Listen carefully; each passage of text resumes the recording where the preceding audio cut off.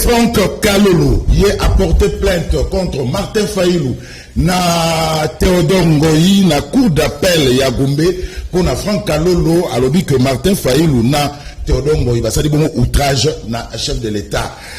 Nani a attaqué siège ya SID na commune ya Limete. La violence ezongi lisusu awa na République démocratique du Congo. Tokosolo la yango na kati ya émission ya lelo batata ba mama bandeko mbote na bike boza ebele liboso ba etano na bino aike pona kolanda émission bolingaka mingi o to bengi Canal Presse na Canal Kin Télévision na bike de partout à travers le monde, de partout na Kinshasa botie ba écran na ba bureau na ba guérite botie ba écran bo fungoli ba télévision na bino po bolanda Canal Kin, bazana kati ya ba véhicule, fungula kaka téléphone, YouTube à Canal Kin Télévision, tout ça bel et bien en direct. Merci Nabino pour la fidélité et confiance.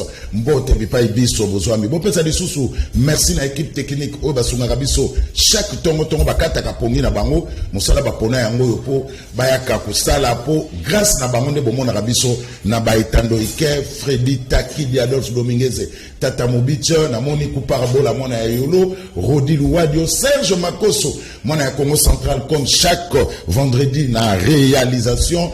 Joël Pemele, na moni na PCMO, Temingi, Gimpu tous les grands maestros, Azanabiso, Msimbi ya Mavinga, Veambata, mwana ya Barumo, mwana ya Mama Marie Kembi, tala équipe technique, Oeko, et Denga Pobola, Nangala, Bandakou, dans de très bonnes conditions, Batata Mama Bandeko, c'est bel et bien parti pour les 45 minutes, il y a direct, il y a Canal Presse, Ndengena Lobaka. Zoa télécommande de kozula se abandi boka yango ko boka yango likuna sete po ko panzala me boka yango likola ya divan to likola ya tapis tant Serge Makosa ko boka générique fendé ou récupérer yango parce qu'à cet instant ailleurs il y a absolument rien du tout botikalana Canal Kin Télévision mbote lisusu pe boyo imalamu na émission ya lelo ne na baki deux sujets kasina rolobake Canal Presse za émission moko ya débat contradictoire ya actualité politique na kosenga na ba bien ami que soki mninga za roloba tika ya lobata yo ko joa parole na tana yo okoki ko balayer aweza ringité et donc eza mama bitumba te eza ne likamu bitumba ne ya bongo ah ndeza bitumba ya bongo na banzi toyokani alors nazana mama filo ya IDPS mote. Bonjour Ndeko Zulu, bonjour naba téléspectateurs, nyon surtout ba Rolanda Bisso. Bonjour naba na ya pompage, mimosa, bino nyon surtout na lingi bino mingi pi na nselepe na boutique moko alandaka yo kitoko merci to bengi yango bon ba tout est grâce. Merci. Merci naba lansele. Alors, allez bolojwa sin son grand retour na Canal Presse, allez bolojwa mbote Ndeko. Mbote Ndeko ngai, mbote na ba maman, mbote na balandi. En tout cas, merci pour l'opportunité pour presinga une fois de plus.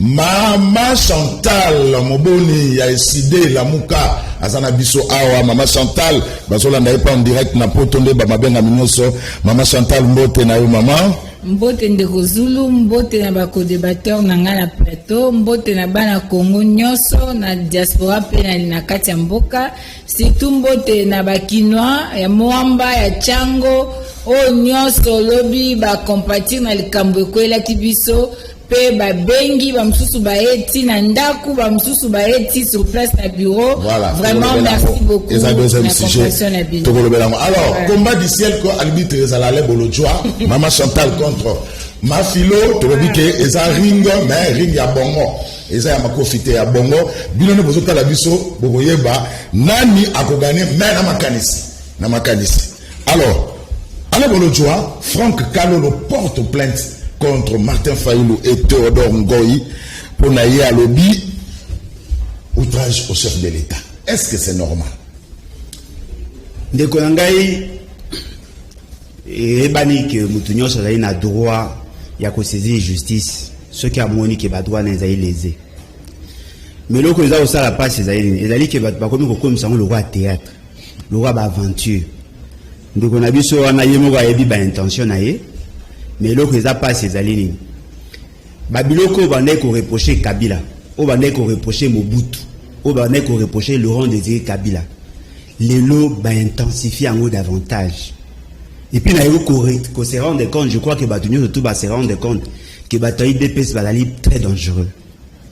Bazako Linga va porter Kouloutou Nabiso Martin Fayulu plainte pour avoir soutenu une démarche où ils allaient non seulement légale, mais surtout constitutionnelle. Monsieur Félix Tshisekedi des dépôt à Ya, Namboko, Kaba scandale. En tout cas, là, on a mon président de la République, à la volonté, il y a violer intentionnellement la Constitution. Le quoi, M. Félix Tshisekedi. Déjà, le premier jour où il y a Bandaki, première ordonnance, l'ordonnance nommant le directeur à cabinet. Pour certifier la copie, le même directeur à cabinet n'aime pas certifier. Et les gars n'ont pas été tout le monde. M. Félix Tshisekedi s'est permis, il a élaboré un programme de gouvernance en violation à l'article 91. Et là, il est grave. M. Félix Tshisekedi s'est permis en plus, il y a qu'on suspendre l'installation à Sénat. M. Félix Tshisekedi s'est permis encore, il y a qu'on nommer membre, il y a conseil, le comité de gestion, il y a des entreprises qui sont passées par le gouvernement. M. Félix Tshisekedi, c'est-à-dire sur la violation intentionnelle de la Constitution, pour couronner le tout, M. Félix Tshisekedi s'est permis de prendre une ordonnance anticonstitutionnelle, il y a qu'on longola, membre de la Cour constitutionnelle, en violation à l'article 158. Ubundu na Kilomba. Siko, Moutoyo, ceux qui ont tué, il y a le lobby à porter plainte pour un outrage. D'abord, bien que je ne sois pas juriste, il y a un problème, il y a des défaut à qualité. Ce n'est pas à lui de porter plainte quand il y a outrage. À la nani pour porter sous plainte quand il y a outrage. Et puis des deux, alors pour porter plainte nanani, parce que confusion, Moussous n'a pas compris. M. Fayulu n'a pas le droit de porter plainte contre Félix Tshisekedi n'a qu'à violation en constitution. Il peut faire la dénonciation. Bateau, voilà pour porter M. Félix Tshisekedi plainte, n'a pas soutenir Bango. Ce sont le juge lésé. Bateau, bah, moi, que M. Félix Tshisekedi a violé la constitution, a BBC ma droit na Bango, Bango va saisir avocat, il y a Bango, pour pas porter plainte. Si vous voyez Moutouana ou nous avons ceux qui kololo, pour lui, le problème de Félix, c'est qu'il a eu mon ensemble. Il est à Tassali Mabé à côté de la justice. Jésus Christ, moi, ensemble, tout Mamboko, na Moukilo, va porter plainte. Il va porter plainte, il y a bien un outrage. Merci. N'importe quoi. Merci, Alain Bolojo. Alors, maman Chantal Moboni. Maman, est-ce que Martin Fayulu a été à quel point Makambo y a été redonné pour Nadine? Merci Ndeko Zulu. Nakanisi, il faut rappeler Baimboka que Thérèse Kapiangala na Rossi Mukendi bakufa pour défendre la Constitution. Nalina rappelé Bango que en janvier 2015, Tozaki na balabala, Tolobi ne touche pas à mon 220. Ensemble avec Bandokwa IDPS le Olo, Balingi Bazala Koti na Makolande Kabila. Ezalaki combat à respect à la Constitution. Le président Martin Fayulu, en tant que patriote, en tant que commandant du peuple, en tant que l'élu du peuple, n'a fait que Bitumbanae ou Abanda depuis Kala pour faire respecter la Constitution. Quand il y a violation de la Constitution, Moto Sengeli a dénoncé Ango. Toro ko fanda niente parce que toza sous une dictature il y a démocratie. Toza na tawanate, toza démocratie va ba valeur nango. L'état de droit tozo primé, ou tozo de bango lokola slogan. Et ça lit na ba principe au Sengeli tel c'est qu'il y a réellement l'état de droit. Donc le président Martin Fayulu Azali Kosa la défense de la Constitution. Et c'est un droit constitutionnel légal et légitime. pour tout compatriote et surtout na ranaye ou à représenter peuple congolais na o ba ponaki na maponomi moto soki alobi akende a porter plainte malamu aza libre à reporter plainte mais à reporter plainte contre qui et pourquoi et ça ba théâtre bazolo ba état de droit contenu nango ba nangote. Ce qu'il est pour avoir défendu la Constitution, et commis l'ICAMA, et commis dans le Parlement debout, pour diaboliser le président Fayoulou a commis le FCC. Non, la Constitution est claire. Ce qu'ils ont violé, et c'est le lobby ce qu'ils ont violé. Et c'est vrai, c'est connu de tous. Le 22 août, à l'Oba qui a un meeting, dans Sainte-Thérèse, il porté plein C. Bayoka Kangote, Bayoka Kangoka a l'air à Zongeli Yango, tant à Poutaine de Rotterdam, comme avocat et juge, va se sentir lésé. Nous, c'est un problème de principe. C'est un kabiliste, il ne fallait pas Martin Fayoulou. Excusez-moi. Martin Fayoulou a dit que nous sommes destitués Fati. C'est un bon moment, nous te reçoit relève. Aujourd'hui, Théodore Ngoï a un kabiliste. Mais quand il fallait chercher les candidats communs, Théodore Ngoazaki n'a pas réunion nyoso. Il n'était pas kabiliste. Lelo, Théodore Ngoï a commis kabiliste. Bon monde de Félix a outil de que sa mariage. Na Kabila. Basali Liba, la coalition FCC cache. Oh, FCC Nazo Kamba, le roi mobile na Libala. Bazaba kabiliste était. S'il vous plaît, tout ce qu'on cause à peuple congolais. Le président Martin Fayoulou défend la Constitution. Et même c'est l'un des axes, les 4 axes de la Mouka la convention à la Mouka, que nous devons nous engager pour le respect de la Constitution. Donc, Lelo, allez dire que le président Martin Fayoulou, Azali Moutou FCC, Yaza Kabili, c'est pas un acte de Rotterdam, excusez-moi. Mais la Mouka, c'est un acte de Moïse Katumbi, ça va, il y a Kabila. Toza na ndeko champion Bembazaki na 1+4 te. Toza ndeko Muzitu azalaki na ndeko Kabila te. Lelo bango UDPS. Bazan ndeko Kabila te. Bon, qu'est-ce qu'ils doivent dire aujourd'hui? Lelo ko nini repesa bango makasi ya koloba que président Fayoulou aza kabise d'autres ko sa peuple. Na ko confirmer peuple ka aboué. C'est que ça na mutu moko o a telemi pour na ko défendre l'intérêt na yo, ko défendre la constitution comme principe. Pour ça ka ki mutema mabe, awali ko loba na ko lobelo côté parce que ba juge wana nde ba favoriser le peuple électoral. Mais comme c'est un homme de principe, comme c'est un homme qui reste constant dans son combat, car Ndenga le bara ne touche pas à mon 220.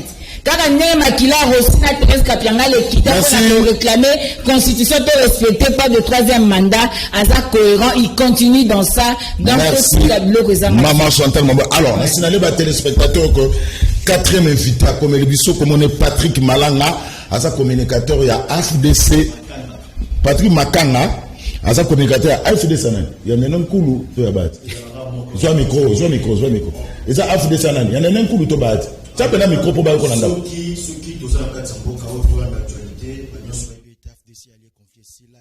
Honorable sénateur Bati Lukwebo. Voilà. Tokotana débat, Namoni Ferdinand Kambere, Zabongo secrétaire permanent adjoint, il y a PPRD, à tout à lobby que les athées pour Martin Fayoulou, qui candidat malheureux, qui a pu dénoncer violation de la Constitution. Où est le problème quand Martin Fayoulou a dénoncé violation de la Constitution? Ndeko Patrick. En tout cas, merci beaucoup. Na Malobo Pesinga na Mokolo Alofi na Tongo Lelo. Ezali moi pas si mingi. Il y a pour constater que situation est emballée biso na ba so mususu toti ko lekaya ba kili tout mona ki ba sauter pour les entre coalition au pouvoir et puis ba eli biso le so mususu ya conflit Martin Fayoulou asali bo Martin Fayoulou lobi boye. Il n'est pas bien que les Congolais basent à la partie prenante dans la querelle où ils ont la coalition, où ils sont censés gouverner Mboka, où ils sont censés apporter des solutions dans les problèmes de la population.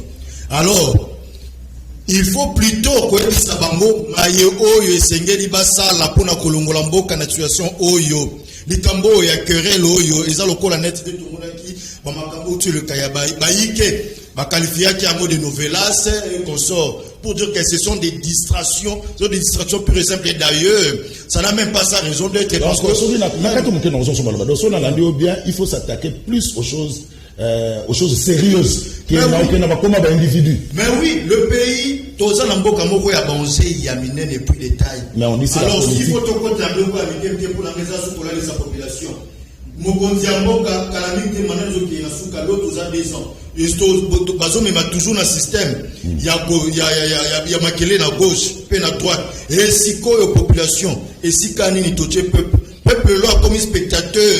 Il y a un intérêt, spectateur, il y a un positionnement, il y a un politicien tout bord. Alors, il est grand temps que le chef de l'État s'est décidé. Parce que les problèmes autour de l'Angola, ils ont des problèmes à beaucoup. Peuple voté qui est sanctionné qui est FCC.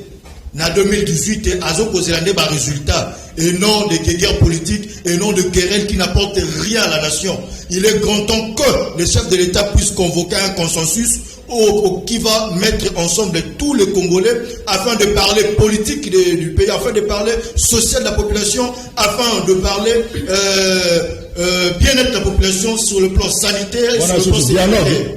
En tout cas, il nous faut un consensus.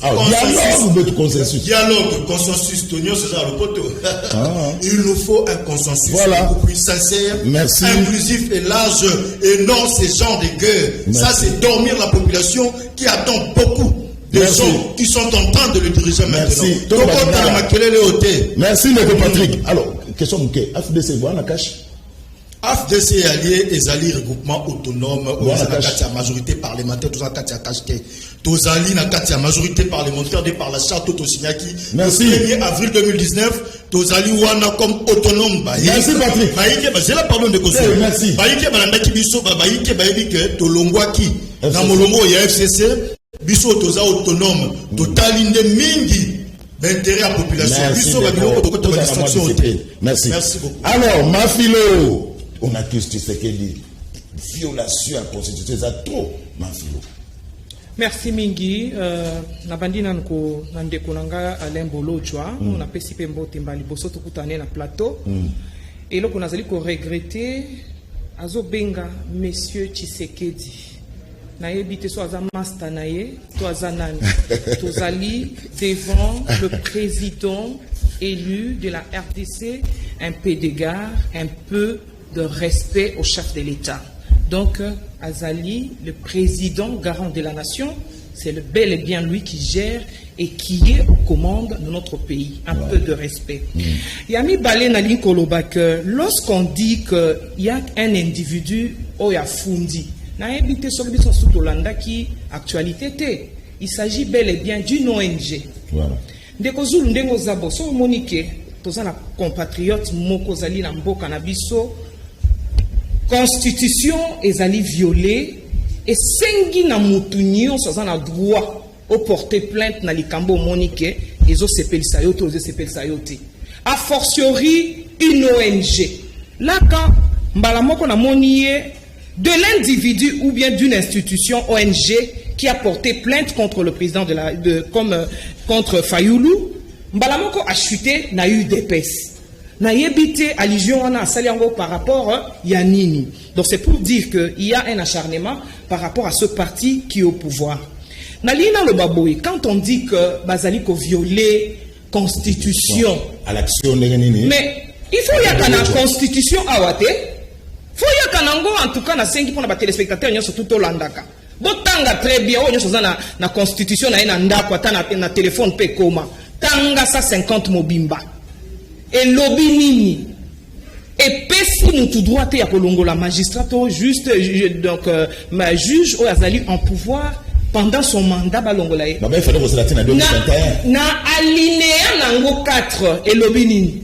Sauf soki mutuana azui nomination Moussou bien charge Moussou Elekia Azalaki nango et puis selon le président Oyo a tiéyé na linéa 150 ezali très clair bisoyo surtout na bande wana tozolanda bat fungo la constitution batanga bisika wapi Félix Tshisekedi a violé bandeko Oyo bazali lésé lelo oyo ba pesi bango responsabilité mususu donc o kutu eleki oyo yakala batie bango bakomi ba président oyo ya cour de cassation balongwe na cour constitutionnelle na likolo baboye tant bazalaki na cour constitutionnelle bango bazoloba lelo ke non ndeko Fayulu nde mutu alongaki ba élection Tshisekedi azwaki élection te président élu selon bango. Alors parmi bato lelo bango bakomi ko défendre bazalaki na cour constitutionnelle bango nde basalaki lelo ke Martin Fayulu azala élité et président de la République azala proclamé président donc monsieur Tshisekedi le président de la République azala lelo président ya RDC. Bon ceux qui s'y comptent zolo ba poto mona bango ba tambolaki na marche pour na koloba ke tozo ko exiger ndani toilettage to révision ya o babengi charte ya seni c'est-à-dire baboya ki pe ronsard lokola biso. Donc tozo lo baké biso sommet tozali d'un commun accord to lingite 2023 to sala na be élection oyo ya malamu te o etiemboka na kao et puis oyo selon bango bazolo baké Fayulu nde mutu azwaki. Bon a fortiori ceux qui batouana nde bazalaki na cour constitutionnelle hein bazalaki bango de basaki musala babimisaki président de la République Félix Tshisekedi lelo o balongoli batuana hein na cour constitutionnelle batindi bango esika mususu bango bakoyi ko appuyer ni lelo siko tozoloba lelo bango bazali contre oyo bango bazoloba ki parce que ce cour constitutionnelle yango nde evandisaka et proclamera ya suka président de la République lelo oyo ba magistrat wana bazali balongoli bango ezali tout à fait normal. Oh, babengi qui va sali rotation. Président de la République a droit. Il y a qu'à changer qui il veut. Et puis, quand il y a place oyo, et sengeli pour la tina naye, à sala moussala. Les noms et bazo le bakenon a violé. En tout cas, ils ont ça la biso passi. Merci. Et puis, les noms a dit qu'on va chiter. To kamwe de Fayulu. Les noms oyo, bon, on a compris na kaye parce que ce katiki, le président est élu. À Osani. Azana cahier de charge nini oya rosala. Donc il faut akangama nango alata yango mais malheureusement pour lui akei ko kangama Théodore. Théodore c'est qui? A fait la publicité au moni mutu avandaki na kati ya ndako na kunda adimi mutu liboso ko simba président de la République. Moi je connais ba lo ba Théodore. Donc azongi sur le plan politique. Philo. Allez bon on va passer maloba. Ma Philo c'est là na peut maloba. On s'entend dans terme. Ma Philo. Ouais. Toi ni beaucoup ni na lulendo makasi. Nanandi Sylvain Mutombo, ministre délégué il y a IDPS, donc ministre délégué au gouvernement, Azamamba IDPS, il y a ces combattants Nangandaji qui passent la tournée à l'objet Félix Akossa la remise des prisonniers Jésus-Christ. Pourquoi la déclaration est indémoine? Et c'est vous oubliez que dans ce pays le mandat est de 5 ans et puis en 2023 il y aura des élections. Mon deko Sylvain n'a pas si pembo tepsi kazali ko ndabiso azali libre. C'est un individu, c'est un citoyen comme tout autre citoyen. Soka émettre avis na lokola Alain Bolodjo, ça n'engage que lui. Donc au Zelaye, soit tu parti naie et je te rappelle que il est allié, il n'est pas de l'UDPS. Donc là on a yé copé sa réponse à Sylvain Mutombote. Naie copé sa réponse tellement comme tel UDPS. Merci. Na famille politique. Alors voilà. Ça tient que ça la remise de président Jésus-Christ. Boko lukaye, botu naie et à cause. Alain Bolodjo, il faut prouver Félix Tshisekedi a violé la constitution Wapi Dixit Mafilo. En tout cas, Nazo Sala est fort, Nazo a modéré, mais je trouve que Madame Azali est très dangereuse. Dangereuse dans le sens qu'elle a une insécurité, mais dangereuse par rapport à ce qu'elle dit. Monsieur Félix Tshisekedi n'a pas le droit de faire ce qu'il veut. Monsieur Félix Tshisekedi a reçu la haute constitution PC le coup à pouvoir. Madame a reçu moi une incantation en citant l'article 150. Madame, il faut relire ça. Et puis la constitution, il y a l'article 150. Moi, je vous renvoie à l'article 158. L'article 158 dit ceci. Pour la monibino bataille de pèse bozara na courage autant la constitution te pour boboya va déjà. L'article 158 dit ceci. Ba membre de la Cour constitutionnelle ba outara na 3 places. Initiative à président de la République 3 personnes. Parlement, c'est-à-dire Assemblée nationale, Sénat réuni en congrès, Conseil supérieur à la magistrature. Balobi bo na kati ya constitution wana na article wana. Balongwa bana mandat 9 ans. Balongwa après chaque 3 ans. Mais balongwa ndeni ba ko sala un tirage au sort. Ba ko longwa la mutu moko par place ici ka outi. 3 wana nde ba yeko renouveler bango.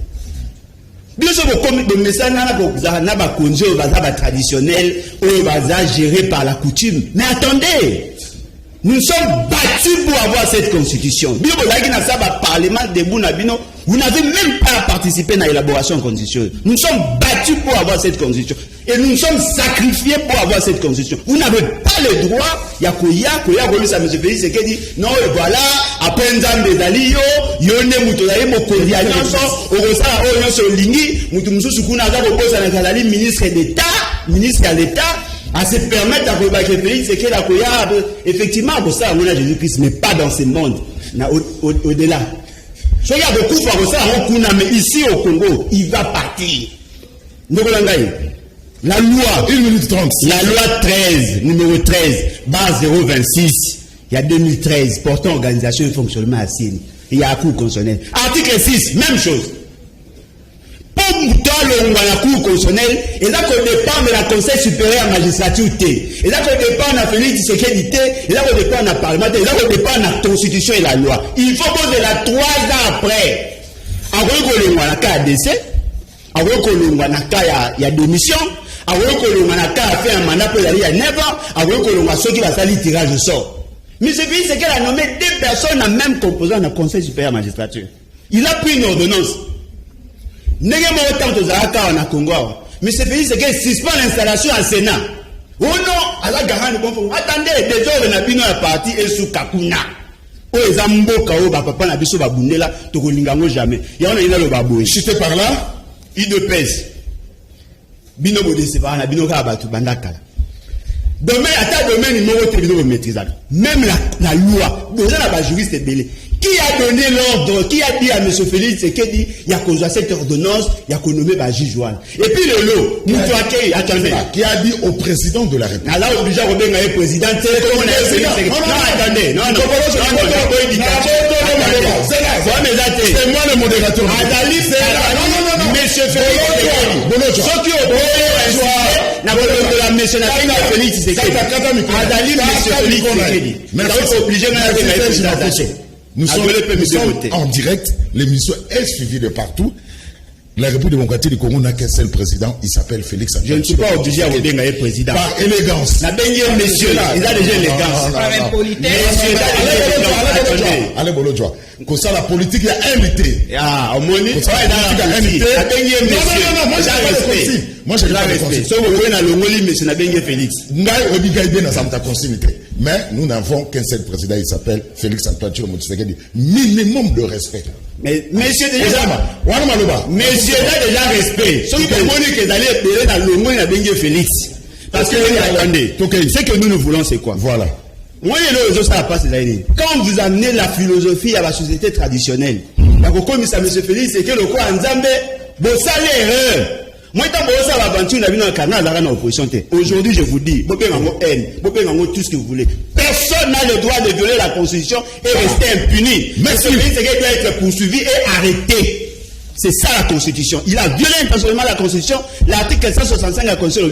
Quand le président de la République viole intentionnellement la Constitution, il doit être arrêté. Merci. Quel bon outrage. Merci. Alors, maman, ça t'aide de Rosenga. On pas d'intimidation. Merci, mais qui ça? Hein? Ceux qui un mot boule aller pour le John Mamaï. Alors, maman, ça t'aide. Pourquoi c'est l'impression? Pourquoi Félix Tshisekedi, le président de la République, a évité Ubuluna Kilomba? C'est ça la question. Ce qu'on ramassait, voilà.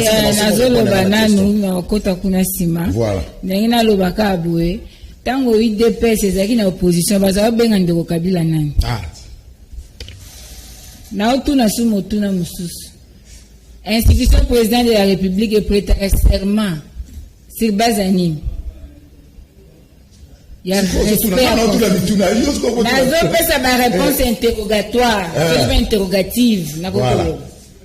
Sur alobi na institution président de na lobi et biso to le en terme d'individuité. Oui. Institution président et prêter serment et lobby qui est respect à la constitution.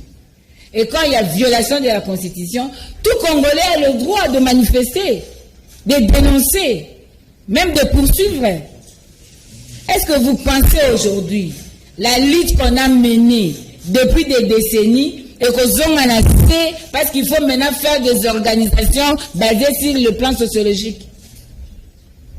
On ne doit pas se moquer du peuple. Un président de la République, un président de la République, la République démocratique du Congo, agit conformément à la loi. C'est ça même qu'ils appellent l'état de droit. L'état de droit, ce n'est pas constitution, il y a dogme, ceux qui makambo, ils ont un attribut, comme sauté. État de droit, ils ont respect à principe, ils ont principe à gouvernance, en vertu duquel, motonyos, aux à la nation, aux à la base, tu es sous l'obéissance de la loi. Et personne alors ne peut être dessus de la loi. Mais si le président élu Martin Fayulu m'a dit, à qui peut, oh là là, c'est le peuple. C'est peuple, maman Chantal. Oh là là, t'as là. Il y a déjà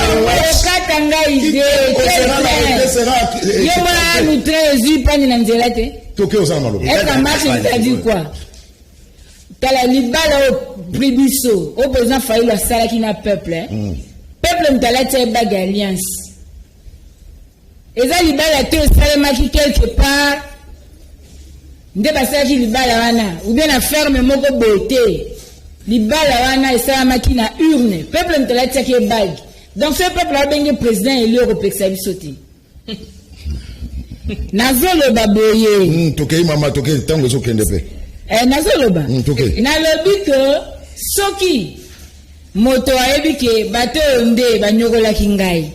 Mais comme il est un homme d'État, la grandeur de l'esprit, culture, il y a principe, il y a grands esprits, il y a batunyo sauté. Cet homme qui est très grand, un grand esprit comme Martin Fayulu, à côté de l'individuité, à Tali Makamubatu Basala Kite, il parle de principe.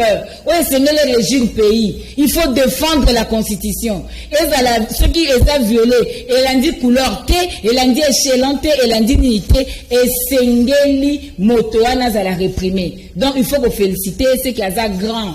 Avec tenir compte à Moutouassa qui n'a ma benazon serré ma bé. Il parle même pas en termes de juge. Et puis le président Martin Fayulu n'est pas en coalition avec on a FCC au côté distraction. Libala na bango basaki na FCC bango mo baebi na kingakati nde salemaki. Bamona ebiso. Si on voulait ce mariage, on serait aujourd'hui premier bureau patin. Mais te boy yango to kendima ozaba maîtresse. Merci maman Fido. Batika kokosa batu ngaya za maman Chantal. Maman Chantal. Batika kokosa batu. Limisa. Batika kokosa batu. Mobeko eza clair. Mobeko lobi na biso l'article 158, article 159. Kende tanga même 151. C'est clair. Mais pas si abandeko na biso eza nini. Merci. Parlement debout. Comment véhiculer le message Valobi, président Fayulu a commis la FCC. Merci. Alors, Patrick Makana, est-ce que vous croyez aux autres qualifiés que plainte au Franck Kalo l'a porté contre Martin Fayulu et qu'on aboutir? En tout cas, Ndeko Zulu. En tout cas, Ndeko Zulu. Permettez-moi de il y a une publication des Nations Unies on a appelé en raison de mokolo alelo où l'extrémisme est à la base. Il y a ma baignon surtout sur le plan sécuritaire. Il est grand temps que l'autre couple sali 60 ans de l'indépendance. Il est grand temps que Bissouba Congolais tout s'approprie dans Boka na Bissou Tobengi Congo. Tout s'approprie dans Boka Tobengi Congo, Tolobela écolo. Non, c'est comme si Bino a fait Bozo Kima. C'est là, non, c'est là. C'est là, Patrick. Au moins, quand on fait la politique, tu dois t'assumer. Ceux qui FDC, beaucoup de pemeni na cash, faut que l'on faut que tu possible longwa na FCC. Puis toujours que besoin n'a beaucoup ta cash, besoin n'a pas soutenir le président de la République. Tu dois t'assumer. La question est simple. Est-ce que plainte à ONG wana et quoi aboutir contre Fayulu na Théodore Ngoy? C'est ça la question de Patrick. Moni baloba na principe de base à droit. Oui. Faut que kendakana face à les faits et causes, faut la cause, faut pas seulement voir, faut voir la cause du fait. Oui. Voilà. Alors, merci. Na quelques leçons politiques, on s'assumer, mais on peut comment tout s'assume politiquement. Oui. Néanmoins, il faut maintenant, même le débat, même pas de journalistes, minga par yo, tous sont un peu de la hauteur, parce que Bissoaf de aller trop biboye, papa. Ben indicateur ya mboka eza plombé au rouge. Wana to côté de mutu somolo to pakala. Wana to boyite mais songa na. Alors, jali boye. C'est là na silisandeko. Ko lingate o tia mo bakati mndoko na pona retrouver comme la dictature. Merci beaucoup. Nyango boye biso tolobi sur le plan politique. Sur le plan politique, tout ça pour constater que la classe politique congolaise, il y a manque de concertation et d'une politique d'harmonisation. Il y a l'impunité, il y a la corruption. Il y a dysfonctionnement des institutions et conflit permanent entre institutions. Oui. Là n'est pas à cacher. Je pense aussi que on a tout côté de Moutissongolo Topakalate. Tangu, Tosolo Bela Baga, peu conflit entre les membres et les partis politiques en coalition. Je pense que tout côté de Moutouté, tant que la violation à droit, violation à la constitution, Tangu Tosolo Bela emprise politique sur l'appareil judiciaire à l'État. Je pense que tout côté de Moutouté, Tangu Tosa Kolobaete, Tangu Tosa Kolobaete, Mboka eza géré sur base d'un accord secret au Yango et Tami Likolo à constitution. Je pense que tout côté li Moutouté, Yango Boyeto le Belande État, parce que tous les indicateurs aujourd'hui sont plombés au rouge. La population de Azako souffrir. Alors, un consensus. Oui. Il nous faut un consensus. Il nous faut un politique. Il faut un conseil, un dialogue social, un dialogue politique. Au terme duquel FDC écoute la gouvernement. Na minute toza la gouvernement kopona ndeko ale bolojwa ou ba mama bazam pardon ndeko Zulu. Même coup la za pa na binote. Ndeko Zulu pesa nga indonga ya maloba. C'est là pesa maloba koloba. Vandeko baza na gouvernement. Kozala na gouvernement ezali mabete pekisa meli mutu songo to pakalate même otuna nde zimoko pe préoccupation pe zindete to ça la pona bien ya mboka. Pona tableau actuellement la population ya mboka na biso eza vraiment très catastrophique. Voilà. Ba droit la partie politique to koloba te que en tout cas ndeko Zulu. Tiki nga pe moitié ya koloba na ebite. Le zamba liboso. O mbangai na ni 2 minutes na maloba na pe na 4 minutes 30. Na maloba na 4 bon tika na chuter ndeko. Voilà. Après. Non, ndeko mot de la fin. 30 secondes chuter. Merci beaucoup ndeko Zulu. En tout cas, je pense être sécurisé. Merci beaucoup. Il faut la politique congolais va se prendre de la hauteur pour un consensus inclusif, pour parler État, pour parler social et de la population qui est en train d'en pâtir ces derniers temps. Ils ont profité de la population à la mouquette. Merci. Un consensus au terme duquel AFDC fait contre le gouvernement. Alors, moi, je peux aussi dire ça dans les sujets Oyo. Pourquoi Félix Antoine Tshilombo Tshisekedi, le président de la République, a évité Ubulu na Kilomba? Merci Mingi pour le respect. En tout cas, tout dénote de là où on vient. Quand on vient d'une bonne famille, très bien éduquée, on ne peut que ressentir un coup de chapeau à toi. Donc l'impolitesse et aussi comme l'impolitesse et la kisaka la famille au mutaouti na boaki muto ayebi aloba nalobaki bene ebandelike ezali débat d'actualité contradictoire eza bongo tokende na ba gauche à droite, parce que nous sommes en direct, nous sommes suivis de partout. La question est simple. Pour l'année, le président de la République a évité Ubulu na Kilomba. Bon, nali koloba boye, pour son aïno qui t'en va passer, c'est aux makambu mingi ya rosala. Toute autorité vient de Dieu. Tout pouvoir vient de Dieu. Bana nangai, bana mboka, bana ba peuple congolais bozolanda, bana nangai ba ONG. Tout pouvoir vient de Dieu. Aujourd'hui, c'est le temps des enfants de Dieu. Moi, en Nzambe, azul pouvoir. Ouais, le temps où Jésus-Christ, azalaki na likolo ya mbeka. Batu ba ebente ke yende mutu sengaki asikola mboka. L'air abungi, lelo bakoma koloba Yesu e boko olala ba 40 jours na ba prière. Toute autorité vient de Dieu. Yangwana tozolo baki. Oh, nyoso azoluka pouvoir na makasi ya nzoto na kolina na kosala bo akozwa yango te Martin Fayulu akozwa ta pouvoir na côté parce que azali moto atondisami na motema mabe. Oui, nazoloba lelo alobi azali président Eli bande ko nga azali réellement Eli mais botu nga azali Eli wapi na réseaux sociaux.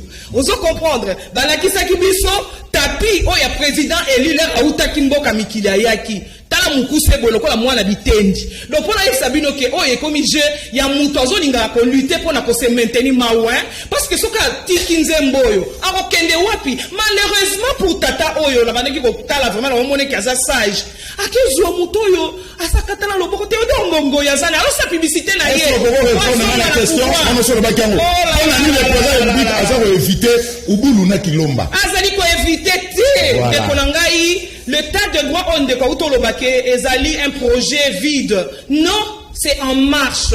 Donc, tozali ko kende étape par étape, kolongola eloko moko. Tangu basali toilettage, dans o ezali bongo juriste, ya justice. Et ni kolobake nyonso bango bandai kolobake non, président Trichaki, asalaki boye. Pour base wa sous raison te.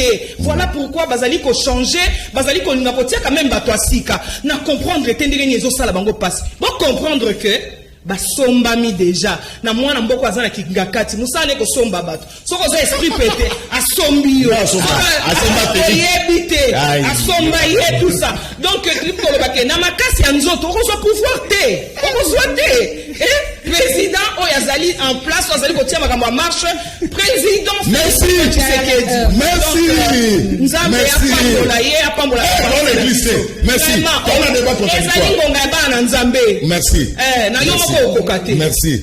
Alors, aïe, Toto Mamouké. Merci. Alors, qui a attaqué le siège? Il y a décidé, n'a limité, n'a mon tweet, il y a Augustin Kabouya, à l'objet, prétendu attaque du siège de décider par le militaire de l'IDPS. Arrêtez de cracher sur la mémoire du Sphinx avec ces bêtises. Non, minute Sili.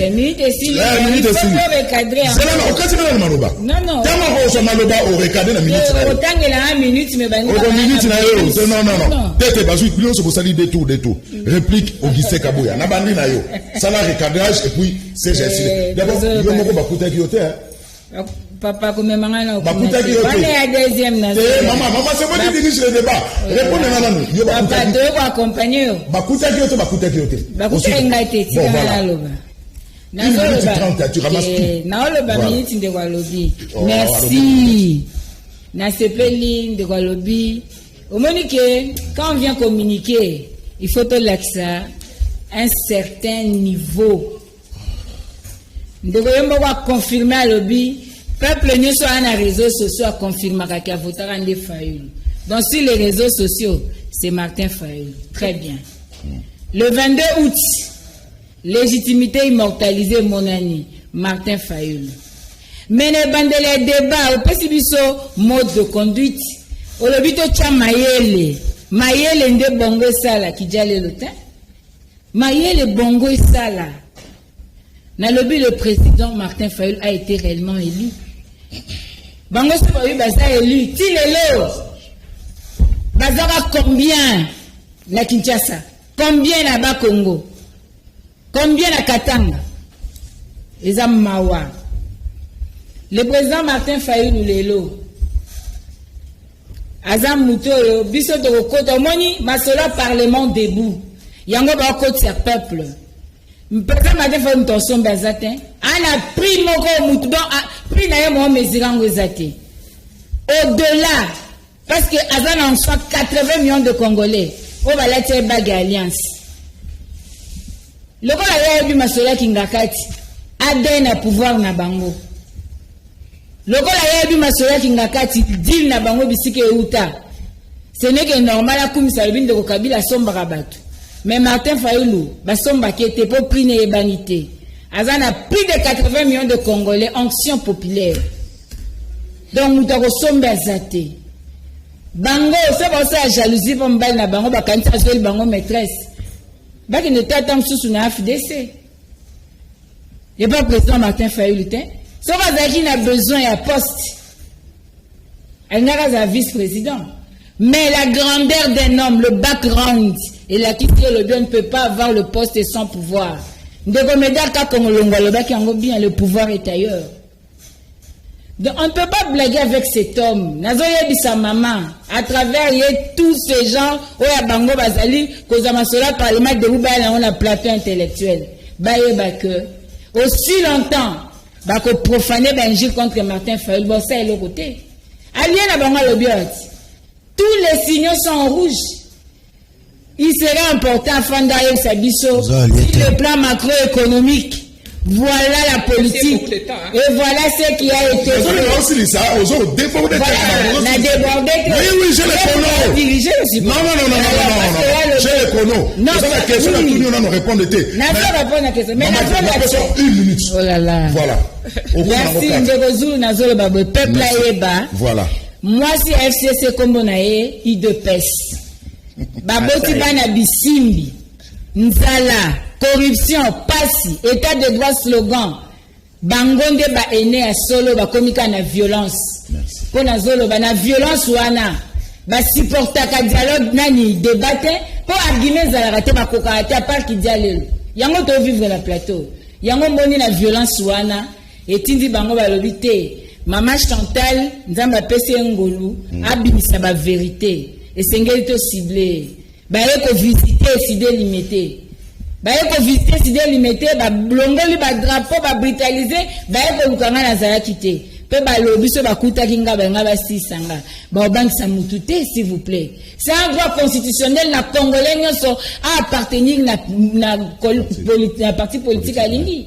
Et puis la liberté d'expression est garantie article 23 et 24 de la Constitution. Donc bango baeba que bana monopole la violence. Et puis bango va instaurer dictature na mboko te. Bazana bango le côté. Basi la po ba teka ba kitise la mbala kingakati.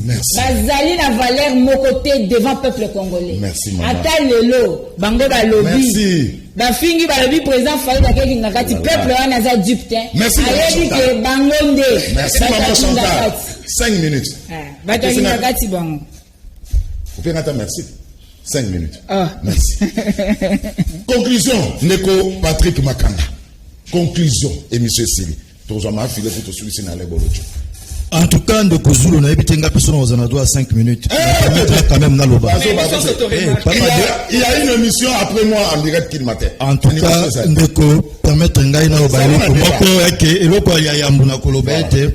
Biso tozali balié ya cachette. Mais toujours faire partie de la majorité parlementaire.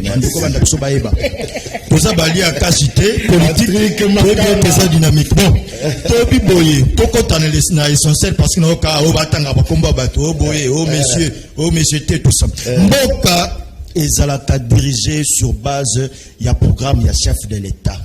Yangonde esala été peuple a voté Mokondi Mboka sur base du programme wana. Alors situation de zone Mboka na biso eza été Mokondi Mboka aza na majorité parlementaire te yango ete ko sala yango to ko monaka o to moni eza na début que so to continue à lire ba décision na nyonso ko bandaka kaka ko souffrir à chaque fois abimisi yango.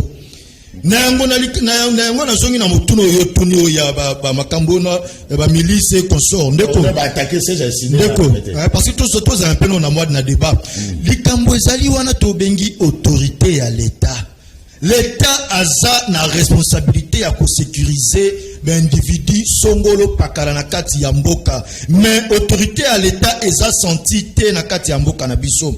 Je peux citer exemple à milice mais nga lokoyebi so semaine passée car na même semaine vice premier ministre intérieur combien était AFDC allez à bati kaka na fait la même semaine mutumo batini na on de top Congo le biete non AFDC allié au nom de Nenen Koulou nyonso ne la kisinini manque il y a autorité il y a l'état néango wana il faut que autorité à l'état et songa autorité à l'état à la senti pour na mutu batu nyonso ba se mettre en place que les droits des uns et des autres soient sauvegardés.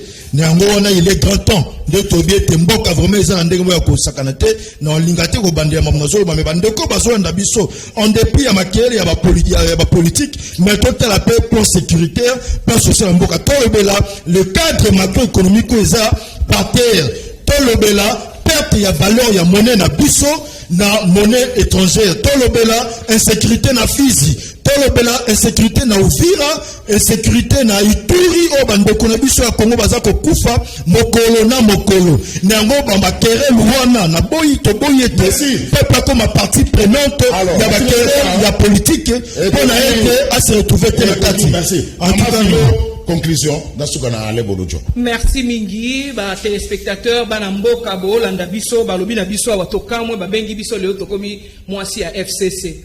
Tondimi yango leo na otambola kana maloba na bango. Tondimi yango to mwasi ya FCC. Mais bango baza ba kangu ya FCC. Non, tout ça moi ba mais oui. Non maman. Oui, la biso Maman Philo, s'il te plaît. Parlementaire de Maman Philo, s'il te plaît. Nous avons un débat. Toi éviter ba terme mususu. Au gros que l'on terme mususu, évitons ça. Ce n'est pas bien. Biso tozali malobana et outé pas nangate. Balobi biso IDPS une parti politique, toi moi c'est FCC. Et ça qui est opacité. Non, c'est la coalition. Donc yanga la lobi que biso tozali moi c'est FCC. Comment la montée? Là moi c'est ba pese limbongo. Oyo batunyo so bala kisi na miso ya bato. Na oyo pese limbongo te. Uba bila tofanda. Tofate na zolo baboy. Na ibi mwasi nanga na ye liboso bato na lobi désormais moi si nangai. Et ni ko lobake famille nangai na kotisi yepo soki sali mabebi no bebo kota. Na oyo babata maka na benga ngoni yo mo pesa nga terre. Oyo to yebite babala ka liboso ba parents. C'est mieux oyo azali ko lakisa bino ke mutu tel azali po na biso pour le moment na moment oyo ko senga ke to changer to ko zonga susu liboso ya moi ya peuple wana to ko yebisa ye. Donc c'est pour dire que l'UDPS azali jamais moi si ya FCC malobe outi et pas ya ndeko batinda na plateau da yebite so ina na pesa kepe maloba wana. Alors na iko madame rectifier na azali ko porte-parole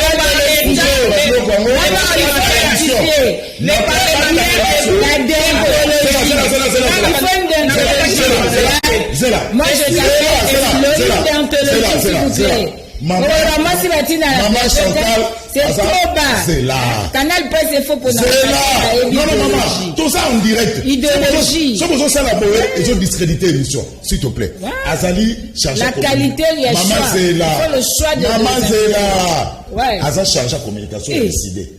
Quand le bâtiment est bâti bien, Azali, chargé, il y a communication, il a décidé. 1 minute 30 conclue, allez, vous déjà conclure. Ça va, na lobby vers ngala zali, wana éviter ce qui est, après ça, il y a un titre. Tozonga, pas téléspectateur, balandi, ce qui a fait un petit titre, nanga. Moi, je me suis adressé en tant qu'individu. Moi, je ne me suis pas adressé à toi en tant qu'individu. N'a pas eu sa réponse, et anga été pour y aller. Voilà, donc, ça n'a rien à voir. Nalina lo baboye. Oui, licencié. Docteur Bami Kouti n'a pas parlementaire debout. Na lobango chaque fois na leka na chaîne de télévision. Batu ba batama ba l'équipe bino na mayele. Tant bino bo leka kala nzela na 12e ribo kanza ki ba parlementaire debout wana bino bo leka bona mayele. Ba mayele, bandala, ba jeko, ba tunyoso ba zaba na mayele, ba licencié ba docteur ba sana. Ezali image ya parti te. Parti ezali munene, ezana batwa solo et puis ba parlementaire là, ezaba to ko sakana ngote. Soko ye awa lobo makambo fayulu, le président élu dans les réseaux sociaux. Merci. Voilà. Conclusion. Madame Ogonga, je crois que mon anga a fait n'a pas adressé à mon mini na maman Chantal. N'a pas adressé mon anga a fait mini na maman Chantal. Maman Chantal comme Tungisate. Un parti géré par ND6 et Arabes à Biloba. Et donc comme si on a une bisayo pe maman Chantal. Na katsona. Na pas maman Chantal. OK. L'air y a lobby, attendez.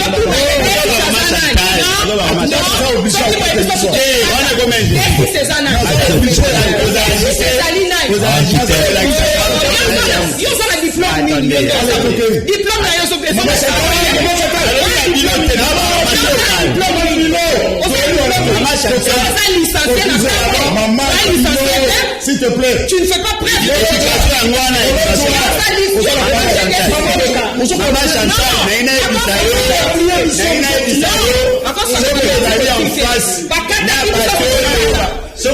face na bateau basuka na rond-point nga ba komo l'équipe. C'est ça les raisons. Maman Chantal anda koyebisa yo.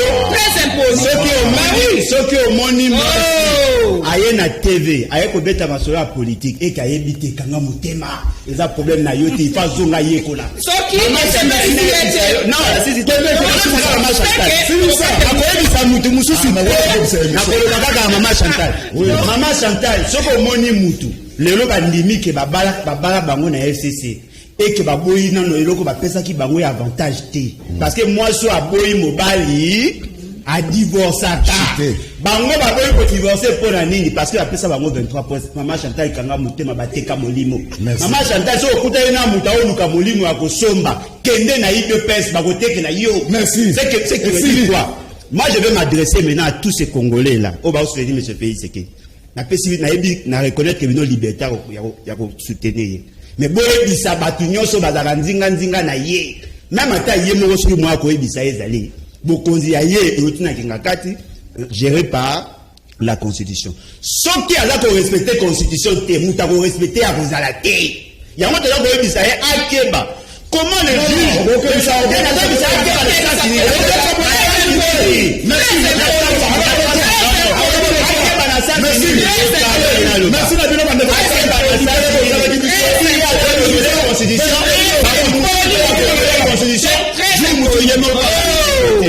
merci la nero de Bisso. Moi n'attends pas message exact. En tout cas, moi n'attends pas message nakati. Rediffusion 20. N'attends pas Serge. Non.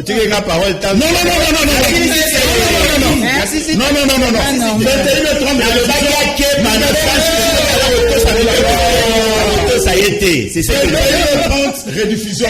Numéro nous sur lundi prochain. Jacques Kalonji. Nanabino jeudi na vendredi. Otika la madame.